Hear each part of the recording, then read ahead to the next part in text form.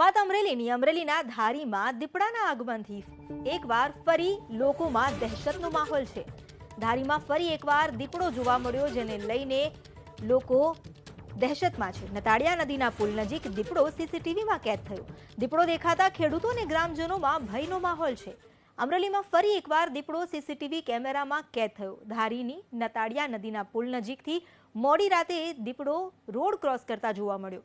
CCTV દ્રશ્યોમાં જોઈ શકાય છે કે રહેણાંક વિસ્તારની પાસે પુલ આવેલો છે। એ નદીના પુલ નજીક ગત મોડી રાત્રે રસ્તા પર એક કાર પસાર થઈ રહી હતી, ત્યારે કાર આગળથી દીપડો પૂરપાટ ઝડપે પસાર થયો અને કાર ચાલકના હોશ ઉડી ગયા। કાર ચાલકે બ્રેક મારી, જો કે આ ઘટનામાં દીપડો સહી સલામત રીતે રસ્તો ક્રોસ કરી ગયો। કારની સ્પીડ ધીમી હોવાને કારણે દીપડો પસાર થયો।